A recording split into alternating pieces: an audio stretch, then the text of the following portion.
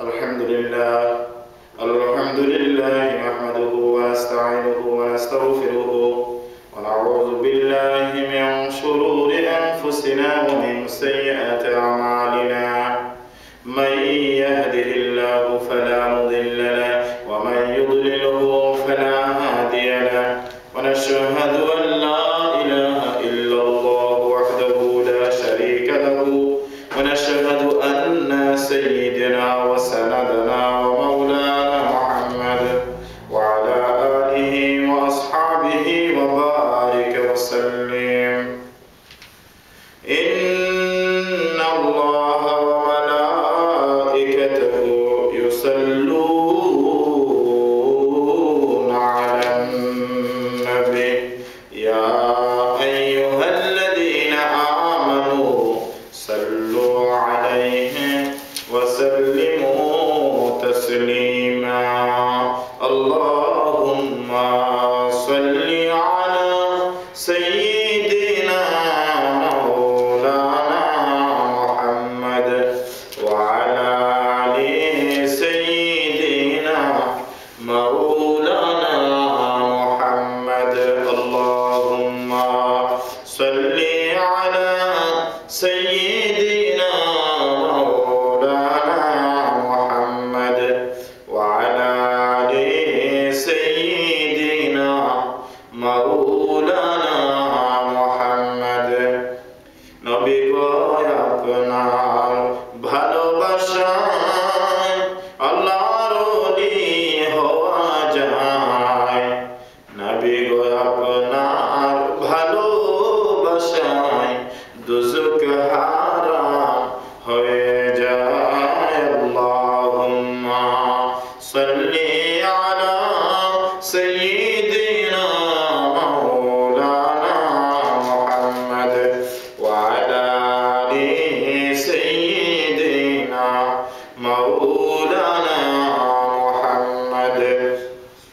বালাগাল উলা বিকামালিহি কাশাফাত দুজা বিজামালিহি হাসনাতু জামিউ খিসালিহি সাল্লু আলাইহি ওয়া আলিহি। ইমামে রাসূল পেশওয়ায়ে সাবিল আমিনে খুদা মুহাব্বতে জিবরাইল বালাগাল উলা বিকামালিহি কাশাফাত দুজা বিজামালিহি হাসনাতু জামিউ খিসালিহি সাল্লু আলাইহি ওয়া আলিহি। সালাতুন ইয়া রাসূলাল্লাহ আলাইকুম সালামুন ইয়া হাবিবাল্লাহ আলাইকুম সালাতুন ইয়া রাসূলাল্লাহ আলাইকুম সালামুন ইয়া হাবিবাল্লাহ আলাইকুম।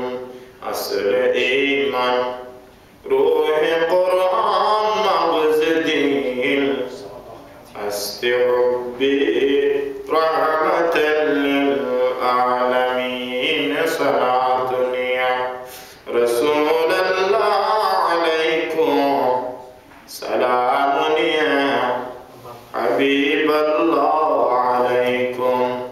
আল্লাহুম্মা সাল্লি ওয়া সাল্লিম ওয়া বারিক আলাইহি।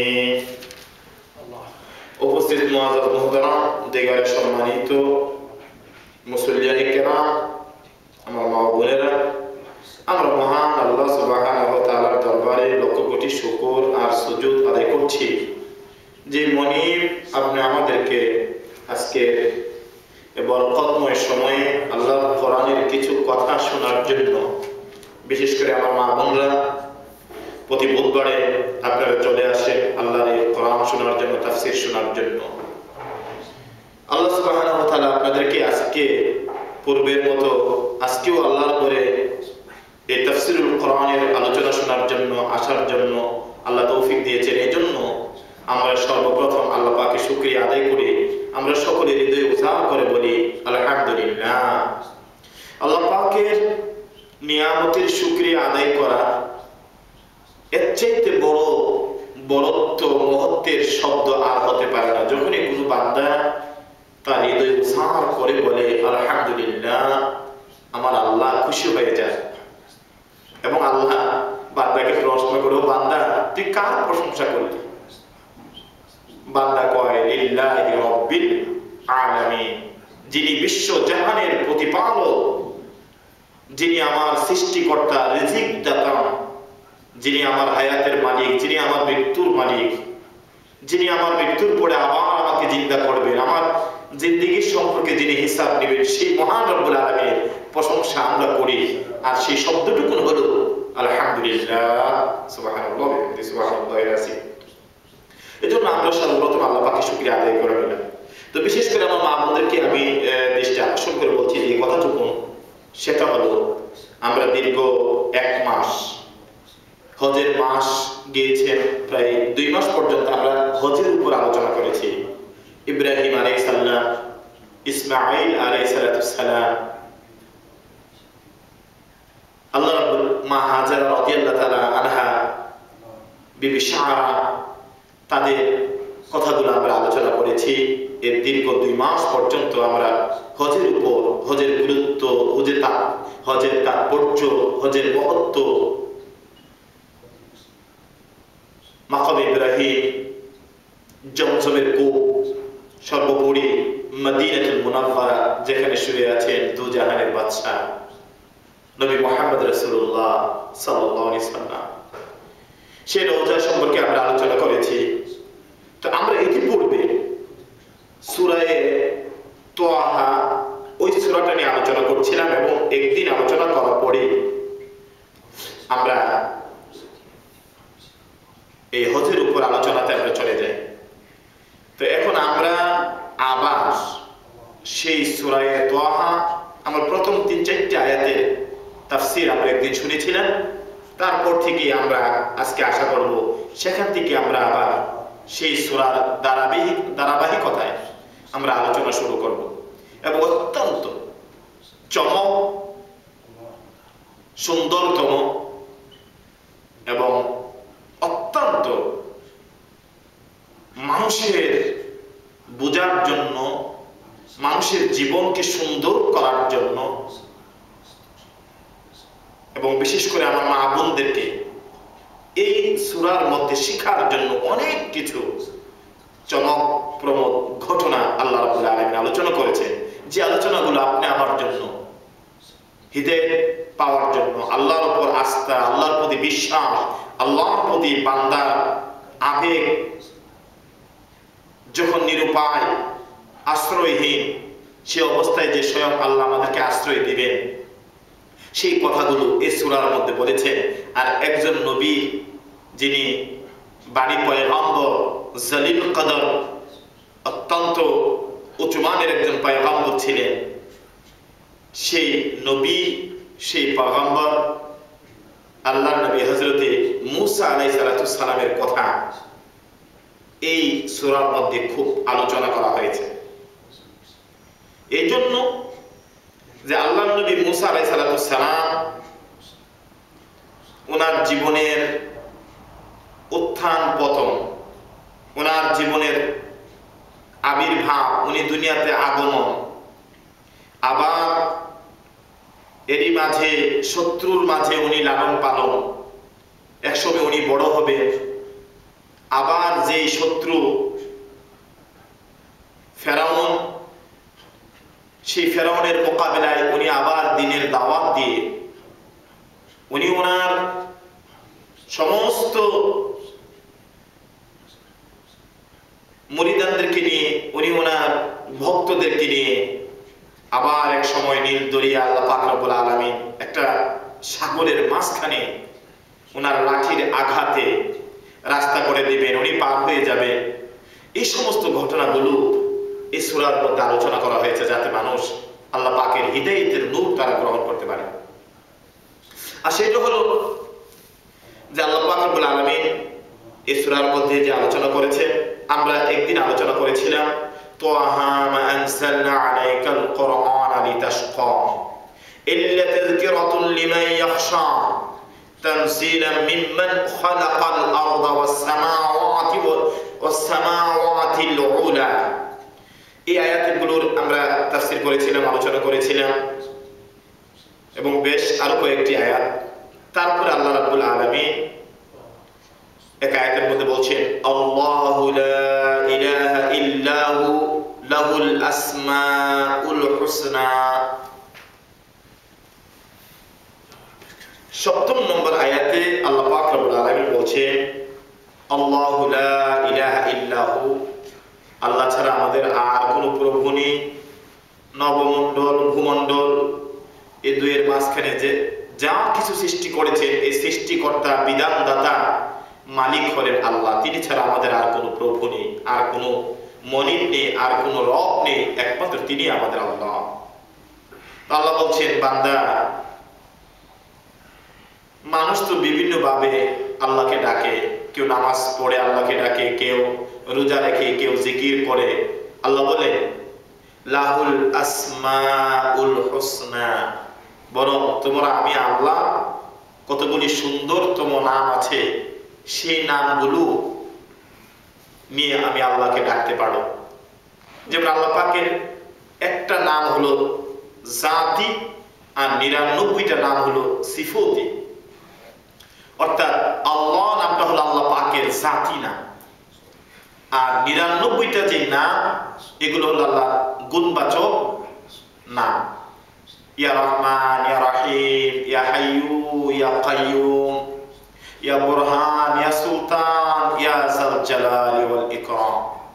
হাদিস শরীফের মধ্যে আছে কোন মানুষ যদি দোয়ার মধ্যে এই বাক্যগুলো ৩ বার বলে, ইয়া যাল জালালি ওয়াল ইকরাম, ইয়া যাল জালালি ওয়াল ইকরাম, ইয়া যাল জালালি ওয়াল ইকরাম, আল্লাহ পাক রব্বুল আলামিন ওই বান্দার দোয়া ফিরাইয়া দেন না। সুবহানাল্লাহ। এইজন্য দোয়ার মাঝখানে মাঝে মাঝে আপনারা দোয়ার মধ্যে ইয়া যাল জালাল ওয়াল ইকরাম শব্দটা বলতে পারে, আল্লাহ পাক রব্বুল আলামিন আপনার দোয়াকে কবুল করে নেবেন। এইভাবে আল্লাহ পাকের অনেক নাম আছে, আল্লাহ পাকের সেই নামগুলো নিয়ে আমরা আল্লাহকে ডাকতে পারি। শুধু আল্লাহকে নিয়েই শুধু ডাকবো শুধু এটা নয়, আল্লাহ পাকের আরো যে গুণবাচক নামগুলো আছে সেইগুলোকে নিয়েও আল্লাহকে ডাকা যায়। এবং কাফেরেরা এটার উপর একটা আপত্তিও তারা উঠাইয়েছিল, সেটা হলো যে যখন আল্লাহ পাকের এই গুণবাচক আল্লাহর নামের সাথে যখন আরো কতগুলো নাম বলেছিলেন, তখন কাফেররা বলাবলি শুরু করলো, ও মুহাম্মদ সাল্লাল্লাহু আলাইহি সাল্লাম উনি না বললেন আল্লাহ একজন, এখন দিন দেখা যায় আরো অনেক আল্লাহ, অর্থাৎ আর রহমান, আর রহিম, আল কুদ্দুস, আসসালাম, আল হাইয়্যু, আল কাইয়্যুম, এগুলো তো অনেক রব দেখা যায়, অনেক প্রভু দেখা যায়। আল্লাহ রাসূল বললেন না, এই নামের অর্থ আরেকজন প্রভু নয়, যিনি আর রহমান, যিনি আর রহিম, যিনি মালিক, যিনি কুদ্দুস, যিনি সালাম, তিনি আমাদের আল্লাহ। এজন্য আল্লাহ বলছে, ও বান্দা, ও আমার বান্দারা, আমাকে ডাকার জন্য শুধু আল্লাহ আল্লাহ বলে ডাকবা শুধু নয়, তুমি আমাকে অন্য নামও ডাকতে পারো। সুবহানাল্লাহ ওয়া বিহামদিহি সুবহানাল্লাহিল আযীম। একটা ঘটনা আমি পড়েছিলাম যে এক ব্যক্তি দীর্ঘ ৭০ বছর পর্যন্ত ইয়া সানাম বলে মূর্তি পূজারি করত। তো হঠাৎ করে ওই লোকে ডাকতে ডাকতে ডাকতে ডাকতে এক পর্যায়ে সেই লোকটা ওই সানামের জায়গা ইয়া সামাদ বলে ডাক দিলেন। আল্লাহ পাকের একটা গুণবাচক নাম হলো সামাদুন, যেমন আমরা পড়ি আল্লাহুস সামাদ। তো এই সামাদ শব্দটা যখন লোকটা বলল, ওই কাফের ব্যক্তি, মূর্তি পূজক ব্যক্তি, আল্লাহ রাব্বুল আলামিন ওই ব্যক্তিকে সাথে সাথে তার হৃদয়ের মধ্যে আল্লাহর মহাব্বত, আল্লাহর ভালোবাসা, পরকালের ভালোবাসা, এগুলো একটা সৃষ্টি করে দিলেন। দেওয়াতে লোকটা আল্লাহর এই নাম নেওয়ার পরপরই সে তার মূর্তি পূজা ফেলে তার মনের মধ্যে আল্লাহর মহাব্বত সৃষ্টি হয়ে গেল। হওয়ার পরপর সেই লোকটা যায় এক জায়গায় যে এসে ওয়াহদানিয়াতের উপর, আল্লাহর উপর সে ঈমান আনলো, বিশ্বাস স্থাপন করলো, সে মুমিন হয়ে গেল। তো ফেরেশতারা প্রশ্ন করে, ইয়া রাব্বুল আলামিন, তোমার এই বান্দা দীর্ঘ ৭০ বছর পর্যন্ত মূর্তির সামনে ইয়া সনম, হে মূর্তি মূর্তি বলে মূর্তি পূজা করলো। একবার ভুলবশত সে ডাক দিল ইয়া সামাদ, আর সে জানো না এই নামের অর্থ, আর তুমি তাকে কবুল করে নিলা, তাকে মুসলমান হয়ে গেল, সে ইমানদার হয়ে গেল। আমার আল্লাহ রাব্বুল আলামিন বলে, হে ফেরেশতারা, আমার এই বান্দা 70 বছর ধরে বসে বসে আমি আল্লাহর বিরোধিতা করেছে, আর আমি আল্লাহ অপেক্ষায় ছিলাম কখন সে আমি আল্লাহর একটা নামে ডাক দিবে। যেহেতু সে বলে হোক আর যেভাবে হোক আমাকে ডাক দিয়েছে, আমি আল্লাহ আমার এই বান্দাকে আমার রহমতের কোলে নিয়ে নিলাম, তাকে ঈমান দান করলাম, সে মুসলমান হয়ে গেল। সুবহানাল্লাহ। এজন্য আল্লাহ পাকের এই বরকতময় নামগুলো, আল্লাহ পাকের যে সুন্দর নাম রয়েছে, আল্লাহ বলেন লাহুল আসমাউল হুসনা, তোমরা আমি আল্লাহ সেই পবিত্র নাম নিয়ে তোমরা ডাকো, আমি আল্লাহর পবিত্র নামগুলো তোমরা স্মরণ করো, তাহলে কি হবে? তাহলে তোমাদের জন্য মঙ্গল হবে এবং তোমাদের দোয়া আমি আল্লাহ কবুল করব। সুবহানাল্লাহ ওয়া বিহামদিহি সুবহানাল্লাহিল আযীম। তারপরে আল্লাহ রাব্বুল আলামিন বলছেন, ওয়া হাল আতাকা হাদিসু মূসা,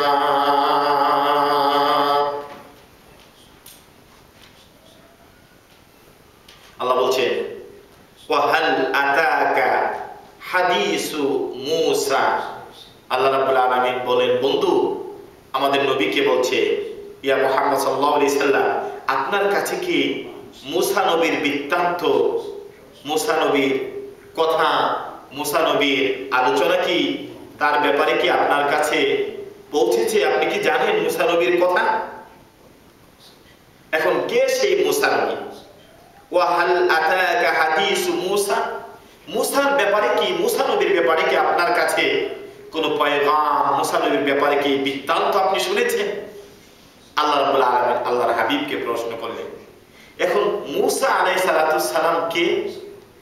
উনি কিভাবে উনি দুনিয়াতে আসলেন? কেন আল্লাহ বললেন, ও বন্ধু আমাদের নবীকে, নবী মুহাম্মদ রাসূলুল্লাহ সাল্লাল্লাহু আলাইহি ওয়াসাল্লামকে আপনি মূসা নবীর ব্যাপারে জানেননি, মূসা নবীর বৃত্তান্ত আপনার কাছে পৌঁছেছে কি? সুবহানাল্লাহ। তো মূসা নবী বনি ইসরাইল, ইয়াকুব আলাইহিস সালামের বংশধরকে বনি ইসরাইল বলা হয়। যে ইয়াকুব আলাইহিস সালাম সম্পর্কে আমরা এবং ওনার 12 ছেলে ছিল, এবং এক ইউসুফ আলাইহিস সালাম, আমরা সূরা ইউসুফের তাফসীর আমরা শুনেছি। তো এই বনি ইয়াকুব আলাইহিস সালামের বংশধরকে বলা হয় বনি ইসরাইল, আর সেই বংশ থেকে একজন নবী আগমন করেছিলেন, আর ওনার নাম ছিল মূসা। এই মূসা আলাইহিস সালাম বর্তমান ইজিপ্টের অর্থাৎ মিশরের ওনার জন্ম হয়, এবং কিভাবে হয় এই সূরার মধ্যে আল্লাহ পাক রব্বুল আলামিন সুন্দরভাবে আলোচনা করেছে। এখানে আলোচনা আসছে, ওয়ালাকাদ আওহাইনা ইলা মূসা আন আসরি বিইবাদি ফাদরিব লাহুম তারিকান ফিল বাহরি। আল্লাহ রাব্বুল আলামিন মূসা আলাইহিস সালামকে উনি কিভাবে জগতে আসলেন, উনি কিভাবে পৃথিবীতে আগমন করলেন, তারই ব্যাপারে আল্লাহ পাক রব্বুল আলামিন বিভিন্ন আয়াতে কারিমার মধ্যে দুনিয়া এই বিশ্ববাসীকে আল্লাহ পাক জানাই দিতে চাইলেন। আর সেটা হলো আল্লাহর নবী হযরতে মূসা আলাইহিস সালাম উনি যখন পৃথিবীতে আগমন করবেন, তার আগে এই মিশরের রাজ্য, মিশরের মধ্যে যখনই কোনো রাজা ক্ষমতায় অবতীর্ণ হতেন, যখনই কোনো বাদশা হইতেন, তখন তাদের নাম ফেরাউন রাখা হইত। এইভাবে বহু ফেরাউন অতীত হয়ে গেছে মিশরেতে। সর্বশেষ মূসা আলাইহিস সালামের জামানায় যে ফেরাউন, যিনি রাষ্ট্র পরিচালনা করছিলেন, তার নাম ছিল রামসিস। তো ওই ফেরাউন একদিন স্বপ্ন দেখলো, অর্থাৎ বনি ইসরাইলের বংশধরের মধ্যে একটা সন্তান জন্মগ্রহণ করবে, আর ওই সন্তানের হাতে ফেরাউনের রাজ দরবার ভেঙ্গে চুরমার হয়ে যাবে, এবং সেখানে আবার ইসলামের দাওয়াত ইসলামের আল্লাহর কোরআনের বাণী প্রচারিত হবে। তো বনি ইসরাইল হলো সেই মূসা আলাইহিস সালাম, আমরা বলছিলাম ইয়াকুব আলাইহিস সালামের যে হযরত ইউসুফ আলাইহিস সালাম, উনি তো মিশরে বসবাস করতেছিলেন। ইউসুফ আলাইহিস সালামের বংশধরে যারা ঈমান এনেছিলেন পর্যায়ক্রমে তারই বংশধরকে বলা হয় বনি ইসরাইল। সেই বনি ইসরাইল তারা সবসময় একটু আল্লাহর প্রতি ঈমানদার ছিল, আল্লাহর প্রতি তাদের ভরসা ছিল, আল্লাহর প্রতি তাদের পরকালের প্রতি বিশ্বাস ছিল। সেই বংশধরের নাম ছিল বনি ইসরাইল। তো ওই বনি ইসরাইলি গোত্রে একটা শিশু জন্মগ্রহণ করবে, আর ওই শিশুর হাতে স্বৈরাচারী বাদশা ফেরাউনের রাজ দরবার থেকে বিতাড়িত হবে। সেখানে আল্লাহ পাকের কোরআনের বাণী চলবে, সেখানে আল্লাহর হুকুম চলবে।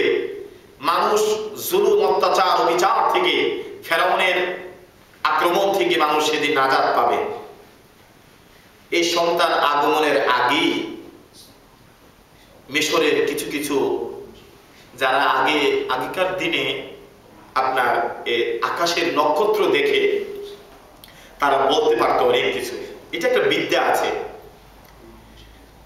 তো ফেরাউনের কিছু পণ্ডিত লোকেরা তারা বলল যে বনি ইসরায়েলের পুত্রে একটা শিশু বাচ্চা জন্মগ্রহণ করবে, আর ওই বাচ্চার জন্মের পরে তার হাতে আপনি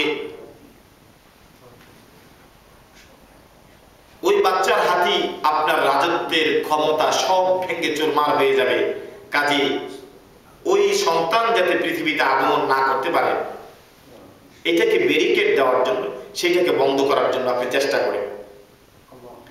এই খবর পাওয়ার সাথে সাথে মিশরের সেই স্বৈরাচারী বাদশা সে কি করলো, ওই বনি ইসরাইলের যারা আল্লাহর প্রতি ইমানদার বিশ্বাস, ইউসুফ আলাইহিস সালামের বংশধরের লোক যারা ছিল, ওই বংশের মহিলাদেরকে যাদের সন্তান গর্ভবতী হয়েছে, এইভাবে যাইয়া মহিলাদের সন্তান যদি দেখতো, গর্ভবতী হওয়ার পরে যদি দেখতো যে ছেলে সন্তান জন্মগ্রহণ করেছে, ধরে ধরে সন্তানদেরকে মায়ের সামনে, বাবার সামনে ফেরাউনের লোকেরা যাইয়া ছেলেদেরকে জিন্দায় জবাই করে দিত, তাদেরকে জিন্দা মাটির মধ্যে পুঁতে ফেলত। এই ফেরাউনের সামনে কোনো কথা বলা, কোনো শক্তি ছিল না, কোনো ক্ষমতা ছিল না। এইভাবে বিভিন্ন তাফসীরের মধ্যে আসছে যে বনি ইসরাইলের কোন বছর 70,000, আবার কোন তাফসীরে আছে 20,000 ছেলে সন্তানদেরকে ফেরাউন মাদের সন্তান ভূমিষ্ঠ হওয়ার সাথে সাথে তাদেরকে জবাই করে দিত, তাদেরকে হত্যা করে ফেলত। এইভাবে যখন হত্যা করা শুরু করে দিল, এক পর্যায়ে বলল 1 বছর সন্তান তারা রাখতে পারবে, আর যদি মেয়ে সন্তান হয় রেখে দিবে, আর ছেলে সন্তান হলে তাকে যে কোনো ভাবে দুনিয়া থেকে বিদায় করে দিতে পারবে। এই খবর বলার পরে বনি ইসরাইল, আমার মা বোনরা যাদের গর্ভে সন্তান হইতো, মহিলাগুলো চোখের পানি দিয়ে এই দিন, এই রাত তারা কাটাইতেন। আল্লাহ রাব্বুল আলামিন এই কঠিন অবস্থাতে আল্লাহ সুবহানাহু ওয়া তাআলা আল্লাহর নবী হযরত মূসা আলাইহিস সালামকে মিশরের মধ্যে বনি ইসরাইল বংশে প্রেরণ করবেন, এটাই ছিল আল্লাহর ইচ্ছা। সারা পৃথিবীর মানুষগুলো যদি চেষ্টা করে এক, আর আমার আল্লাহ যদি চান আরেক, তাহলে সেটাই সত্যে বাস্তবে পরিণত হবে। আর তাম পৃথিবীর মানুষগুলো যদি চায়, কিন্তু সেটা হবে না। ইন্নাল্লাহা আলা কুল্লি শাইইন কাদির, সর্ব বিষয়ে সর্ব কিছুর উপর ক্ষমতাবান শক্তিশালী বলেন আমার আল্লাহ সুবহানাহু ওয়া তাআলা। তো আল্লাহ রাব্বুল আলামিন এই বৈরী পরিবেশে ফেরাউন যখন বনি ইসরাইলের বাচ্চাদেরকে মার শুরু করলেন, বাচ্চা ভূমিষ্ঠ হওয়ার সাথে সাথে ফেরাউনের সৈন্যবাহিনী এবং তাদের অনেক মহিলা ছিল, তারা যায় যে ওই বাড়ির মধ্যে বসে থাকতেন। কখন কোন সময় সন্তানটা ভূমিষ্ঠ হইতো, পরপরই ছেলেগুলোকে ধরে জিন্দা মাটি দিয়ে দিতেন। মার সামনে ছেলেটাকে ধরে ধরে দুনিয়া থেকে বিদায় করে দেওয়া হতো। যে বছর এই কঠিন অবস্থা শুরু হয়েছে, ওই অবস্থার মধ্যে আল্লাহ রাব্বুল আলামিন চাইলে আল্লাহর নবী হযরত মূসা আলাইহিস সালামকে ফেরাউনের এই কঠিন আবদ্ধতার মধ্যেও তাকে দুনিয়ার মধ্যে প্রেরণ করবেন। এটা ছিল আমার আল্লাহর ইচ্ছা। এই জন্য আল্লাহ রাব্বুল আলামিন সে বৈরী পরিবেশে মূসা আলাইহিস সালামকে ওনার মায়ের গর্ভে দান করবেন। আর সেটা কিভাবে? ওই ফেরাউনের রাজ দরবারের যে বিশাল খাদ্য ভাণ্ডার ছিল, সেইটা দেখাশোনার দায়িত্বে ছিল আল্লাহর নবী মূসা আলাইহিস সালামের বাবা। তো মূসা আলাইহিস সালামের এই বাবা, উনি ওখানে ফেরাউনের তার রাজ দরবারের খাদ্যের দরভাণ্ডারের দেখাশোনার দায়িত্বে থাকেন। সেখানে উনি থাকেন সবসময়, আর স্ত্রী থাকেন বাসায়। প্রতিদিন সেই কাজ থেকে আসতেও পারেন না। তো ওই রাজ দরবারের যে খাদ্য ভাণ্ডারে উনি দেখাশোনা করেন, সেখানে বিশাল বিশাল 7টা ঘে এবং আরো দারোয়ানরা আছে যারা সবসময় গেটের কাছে দিনের বেলায় একদল বাহিনী, রাত্রির বেলা একদল বাহিনী, এইভাবে তারা পাহারা দেয়। আল্লাহর কুদরত বোঝা যায় না। একদিন হঠাৎ করে রাত্রির বেলা মূসা আলাইহিস সালামের বাবা মনের মধ্যে ওনার স্ত্রীর একটা আবেগ, ওনার স্ত্রীর একটা মহাব্বত হঠাৎ করে রাত্রির বেলা সৃষ্টি হলো। উনি মনে মনে চাচ্ছিল যে এই মুহূর্তে আমার স্ত্রীর সাথে একটু আমি যদি সাক্ষাৎ করতে পারতাম, কিন্তু এই মুহূর্তে যাবো কিভাবে? আরো তো 7-8টা গেট যেখানে দারোয়ানরা দাঁড়িয়ে রয়েছে। কিন্তু তারপরে উনি মনে মনে ভাবলেন, একটু দেখি না সামনে যাইয়া দেখা যায় কিনা, আমি যাইতে পারি কিনা। আল্লাহর কুদরত বোঝা যায় না। উনি ওনার রুম থেকে বাইর হইলেন। বাইরে হইয়া দেখেন যে দারোয়ান গেটের মধ্যে দাঁড়িয়ে আছে বল্লম নিয়ে। ওই দারোয়ান গুলো এমন ঘুম আল্লাহ তাদের চোখের মধ্যে দিলেন, সুবহানাল্লাহ। একটা দারোয়ান আরেকটা দারোয়ানের উপর মানে এমন ঘুম আসছে যে এক দারোয়ান আরেক দারোয়ানের উপরে টলমল করে পড়ে আছে, প্রচন্ড ঘুমের মধ্যে আছে। দরজাগুলো একটু একটু খোলা। উনি মনে মনে ভাবলেন, সবাই যখন ঘুমিয়ে আছে, আমি ফাঁকে আমার স্ত্রীর সাথে একটু সাক্ষাৎ করে চলে আসি। আল্লাহর কুদরত বোঝা যায় না। আল্লাহর নবী মূসা আলাইহিস সালামের বাবা রাত্রির এই গভীর রজনীতে, যেখানে যাওয়া সম্ভব নাই, দারোয়ান 7টা গেটের মধ্যে দাঁড়িয়ে রয়েছে। প্রত্যেক দারোয়ান যখন উনি অফিস থেকে রুম থেকে বাইরে হইলেন, দেখলেন দারোয়ান গুলো প্রচন্ড ভাবে ঘুমে একে অপরের উপর ঢলে পড়ে আছে। আল্লাহর নবী মূসা আলাইহিস সালামের বাবা আস্তে আস্তে করে গেট গুলো দিয়ে বাহির হয়ে গেলেন। একটা দারোয়ান বলতে পারলেন না। উনি 7টা গেট পার হইয়া বড় তাড়াতাড়ি করে বাসায় চলে গেলেন। বাসায় যাইয়া ঘরের দরজায় নক করলেন। বিবি সাথে সাথে দরজা খুলে দিল। স্বামী গো, কোনদিন তো তুমি এই রাত্রির বেলাতে আসো না, আজকে কেন এই গভীর রজনীতে তুমি চলে আসছো? জানি না কিসের জন্য আজকে দিনই বারবার তোমার কথা আমার মনে পড়ছে, বারবার তোমার জন্য আমার মনটা টানতেছে, আমি জানি না কি জন্য। এই জন্য আমি দেখলাম দারোয়ান গুলো গেটের মধ্যে দাঁড়িয়ে আছে। দারোয়ান গুলো আল্লাহ জানি না কি অবস্থায়, ওই দারোয়ান গুলো কোনোদিন এরকম ঘুমায় না, একজন আর একজন উপর ঘুমিয়ে পড়ে আছে। আমি এই সুযোগ মনে করে তোমার সাথে একটু সাক্ষাৎ করার জন্য চলে আসছি। স্ত্রী আনন্দে স্বামীকে বরণ করে নিলেন। কিছু সময় তার অবস্থান করলেন, আবার বলল না, আমি তাড়াতাড়ি আমাকে বিদায় দাও, আমি আবার আমার দায়িত্বে চলে যেতে হবে। মুসা নবীর বাবা ওনার স্ত্রীর সাথে সাক্ষাৎ করে আবার উনি তাড়াতাড়ি করে রওনা হয়ে গেলেন। ওই রাত্রের শেষ ভাগে যাইয়া আবার ওনার রুমের মধ্যে উনি প্রবেশ করবেন। আল্লাহ কুদরত বোঝা যায় না, দারওয়ান গুলো যেইভাবে ঘুমন্ত অবস্থায় ছিল ওইভাবেই তারা প্রচন্ড ঘুমের মধ্যে পড়ে রইল। মুসা আলাইহিস সালামের বাবা ওনার স্ত্রীর সাথে দেখা করে আবার রাত্রের শেষ ভাগে যাইয়া উনি অফিসে চলে গেলেন। যখন চলে গেল, যাওয়ার পরে আস্তে আস্তে দারওয়ানদের চোখের ঘুম একটু যাচ্ছে। একটা আরেকটার জায়গায় কিরে আজকা দি বড় মরার মতো ঘুম দিলাম, এই দিকটা কোনো কিছু হয়েছে কিনা। আমিও তো কইতে না, আমার চোখেও যেন কেন এত ঘুম আসছে। কোনোদিন তো রাত্রের বেলা আমাদের এই দায়িত্বের মধ্যে অবহেলা হয় না, এত ঘুম আমরা ঘুমাইলাম, কেউ কারো কোনো খবর বলতে পারি না। আর বলতে পারবে কেন?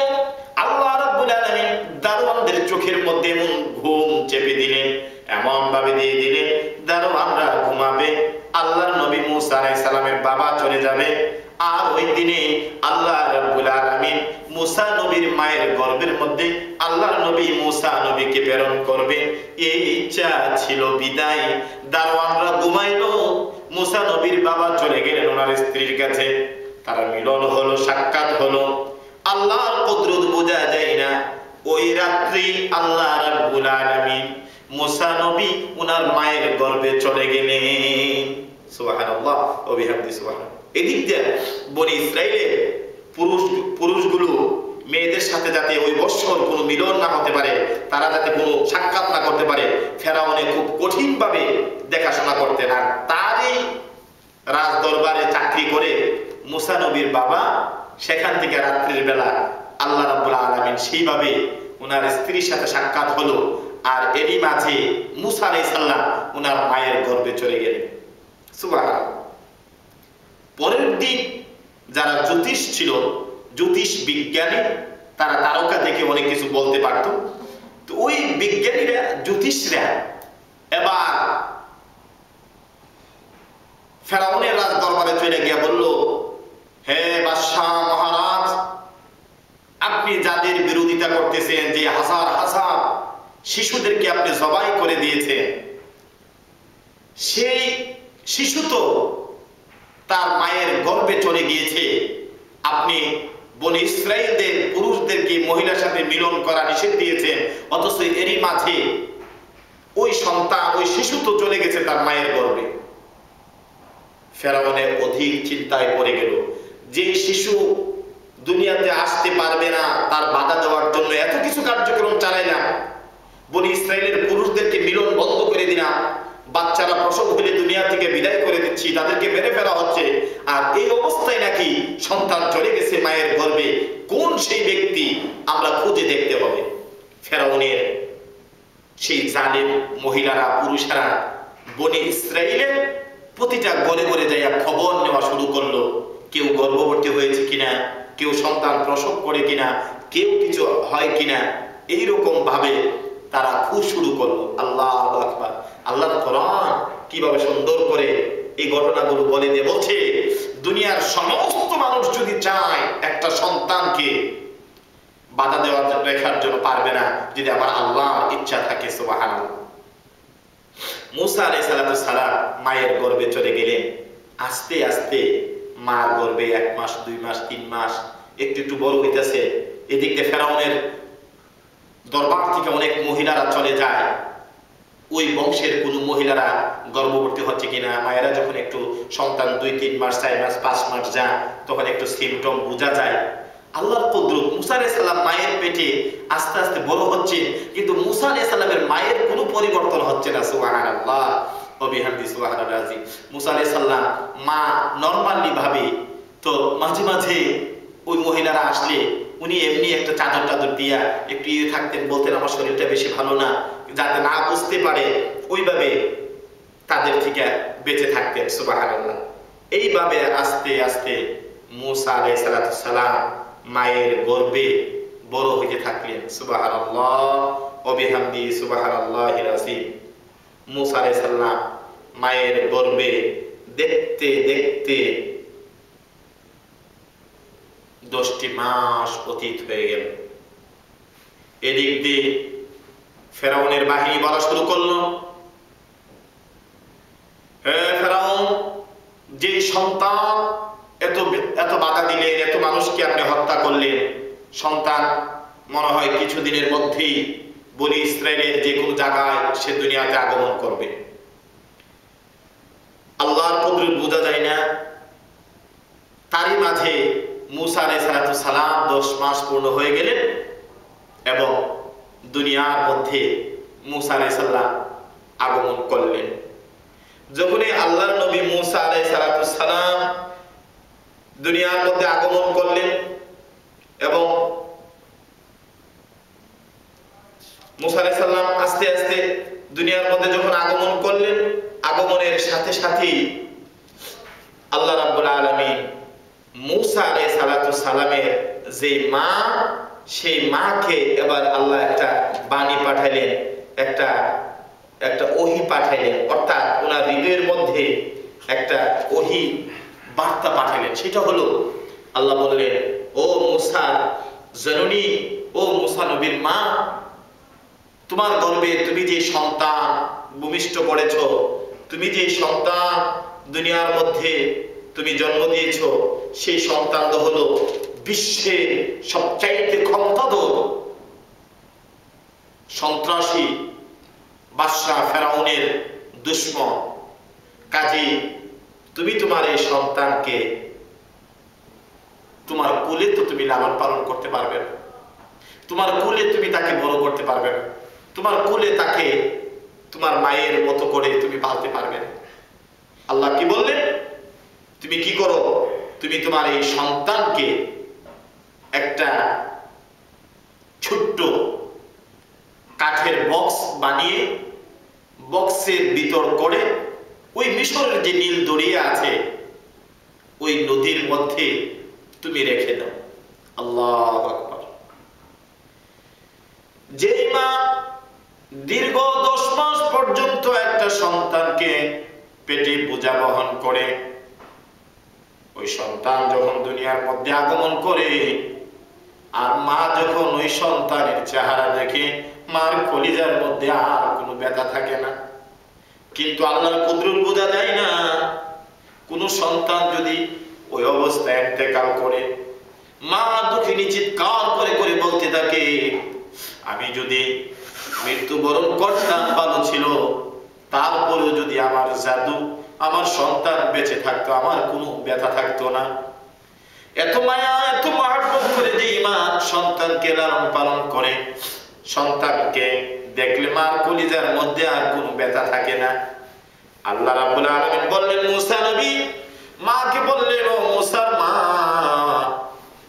তুমি তোমার এই সন্তানকে বক্সে করে নীল দরিয়ার মধ্যে তুমি ফেলে দাও। সুবহানাল্লাহ।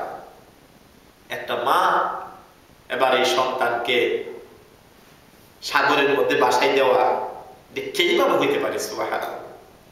আল্লাহ বললেন, তুমি যদি ফেলাও তাহলে আমি আল্লাহ রাব্বুল আলামিন আবার তোমার চক্ষু শীতল করার জন্য তোমার সন্তানকে আমি আল্লাহ আবার তোমার কাছে ফিরিয়ে দেব। সুবহানাল্লাহ।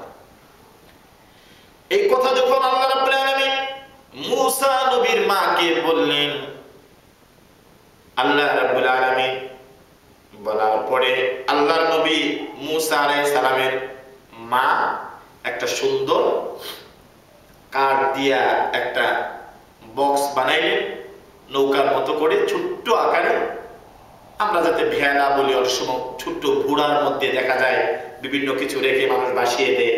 মুসা আলাইহিস সালামের মাও একটা ছোট কাঠের বক্স বানাইয়া তার মধ্যে কিছু সুন্দর করে কাপড় টাপড় দিয়া চাদর বিছিয়ে মুসা নবীরে সেটার মধ্যে শুয়াইয়া এই যে মিশরের বর্তমান ইজিপ্টের যে নীল দরিয়া তার মধ্যে উনি আল্লাহর নামের উপর ছেড়ে দিলেন। সুবহানাল্লাহ। কচি বাচ্চা এই অবস্থায় কত বিশাল ব্যাপার। নৌকার মধ্যে ছেড়ে দিলেন। আর মুসা আলাইহিস সালামের আরেকটা বোন ছিল, ওনার বড়। নদীতে ফেলানোর পরে মা তো ওই মেয়েটাকে পাঠাইছে। মেয়েরা তো আবার মারতো না, তো বলছে যে তুমি এই নদীর দিকে তুমি হাঁটতে থাকো আর যাইতে থাকো, তুমি দেখবা যে কোথাও নি আমার এই সন্তান নিয়ে আবার নি এই বক্স নি নদীর পানির স্রোতে নিয়ে আবার ডুবে যায়, আবার নি ডুবা গেলে তো সন্তানটা মারা যাবে। অথবা এটা কোথায় কি হচ্ছে তুমি নদীর পারে পারে যাও, আর এই এই যে বক্স আছে, যে ভেলা আছে, তুমি এটা দেখতে দেখতে যাবা। মুসা আলাইহিস সালামের মা তার মেয়েটাকে বললেন তুমি যাও, আর আমি ঘরের ভিতরে আছি। মেয়েটাকে নদীর মধ্যে ভাসাই দিয়ে ছেলেটাকে মুসা আলাইহিস সালাম কে ওই নদীর মধ্যে ছেড়ে দিয়ে মা তো কাঁদতেছে আর দোয়া করতেছে, আল্লাহ তোমার কথা অনুযায়ী আমার এই কলিজার টুকরা সন্তান মাবুদ ওই নদীর মধ্যে বাসাই দিলাম, তুমি কোথাও জঙ্গলে বললা না, কোথাও পাহাড়ে বললা না, নদীর মধ্যে বাসাই দেওয়ার জন্য বলছো। এই নদীতে তো ফেরাউনে গোসল করতে আসবে, সে তো দেখবে, দেখলে তো এই সন্তান দেখলে আল্লাহ মেরে ফেলবে। আল্লাহ কই মুসার মা, আমি দায়িত্ব নিয়েছি এই মুসা নবীর, তোমাকে চিন্তা করতে হবে না। সুবহানাল্লাহ ওয়া বিহামদিহি সুবহানাল্লাহিল আযীম। সন্তান এখন নদীর স্রোত, নদী যদি নিচের দিকে পানি যায় নরমালি ভাই ওই সেন্দুকটাও নিচের দিকে যাওয়ার কথা, বাটির দিকে যাওয়ার কথা, কিন্তু আল্লাহর কুদরত বোঝা যায় না। পানির স্রোত হলো নিচের দিকে, আর এই সন্তানের বক্সটা, এই সন্তানের বাক্সটা যাচ্ছে উপরের দিকে, উজান দিকে। এ তো আল্লাহ পাকের আসিফ, আল্লাহর কুদরত বোঝা যায় না। আর এদিক দিয়ে মুসা আলাইহিস সালামের বোন নদীর পার দিয়ে যাচ্ছে ঘুরে ঘুরে, আর দেখতেছে এই বক্স যাওয়ার তো কথা নিচের দিকে, বাড়ি এলাকার দিকে, এটা দিয়ে উজান দিকে যাচ্ছে। ব্যাপারটা কি?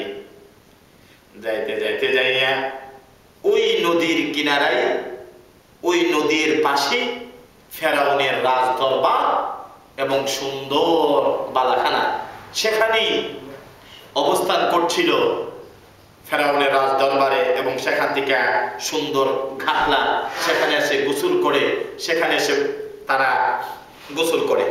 তে অবস্থায় ফেরাউন স্ত্রী, সে ছিল আসিয়া, ইমানদার মহিলা, আল্লাহর প্রতি তার ঈমান ছিল, ফেরাউনের প্রতি তার ঈমান ছিল না, বিশ্বাস ছিল না। এরই বিদায় ফেরাউন স্ত্রী আসলো গোসল করতে ওই নদীর গাটলায়। যখন আসলো দেখে একটা সুন্দর সেই কাঠের বক্স ভাসতে ভাসতে তার গাটের সামনে যায় হাজির। সুবহানাল্লাহ। এরই ফাঁকে দেখে আসিয়া বলল, আজকে এই ফেরাউনের সাথে দীর্ঘদিন ঘর সংসার করছে, আমার কোনো ছেলে সন্তান নাই, এত সুন্দর আকাশের চাঁদের মতো সন্তান, এই সন্তান কি আর ছেড়ে দেওয়া যায়? উনি কুলে করে একেবারে বক্স সহকারে কে গোসল করবে আর কি করবে, এই সন্তানকে নিয়ে জড়াইয়া ধইরা একেবারে রাজ দরবারে নিয়ে গেছে। সুবহানাল্লাহ। সেই দরবারে নেওয়ার পরে ফেরাউনে দেখলো, তারপরে কি হলো এই বিস্তারিত ঘটনা কোরআনের আয়াতের মাধ্যমে ইনশাআল্লাহ আমরা এর দ্বিতীয় সপ্তাহ বুধবারে একই সময়ে আপনারা যথাসময়ে আসলে তার ধারাবাহিকতা শুনতে পাবেন। আল্লাহর এই কোরআনের আয়াত থেকে কিভাবে কি ঘটনা ঘটেছিল আমরা সেটা আলোচনা করব। আমরা এখন 6টা আমাদের জামাত, এশারের জামাত এখন আজান হয় না, আজান হবে, তারপরে আমরা নামাজ পড়বো, আমাদের সাথে আপনারা নামাজ পড়বেন। আর এই সময় আবার ইনশাআল্লাহ আগামী সপ্তাহে আমার মা বোনদেরকে সকলদেরকে নিয়ে আসার জন্য আহ্বান থাকলো। আরো সুন্দর সুন্দর এই মুসা আলাইহিস সালামের ঘটনা আমরা এই কোরআন থেকে শুনতে পারবো, এবং এই ঘটনাগুলো শুনে আল্লাহ যেন আমাদেরকে হিদায়াত নসিব করে এবং আল্লাহকে বোঝার, আল্লাহ যে এত শক্তিশালী সেটা বোঝার ক্ষমতা যেন আমাদেরকে আল্লাহ দান করে। আমরা সকলে বলি আমিন। আল্লাহুম্মা সাল্লি আলা মুহাম্মাদ ওয়া আলা আলি মুহাম্মাদ কামা সাল্লাইতা আলা ইব্রাহিম ওয়া আলা আলি ইব্রাহিম ইন্নাকা হামিদুম মাজিদ। আসসালামু আলাইকুম ওয়া রাহমাতুল্লাহি ওয়া বারাকাতুহু।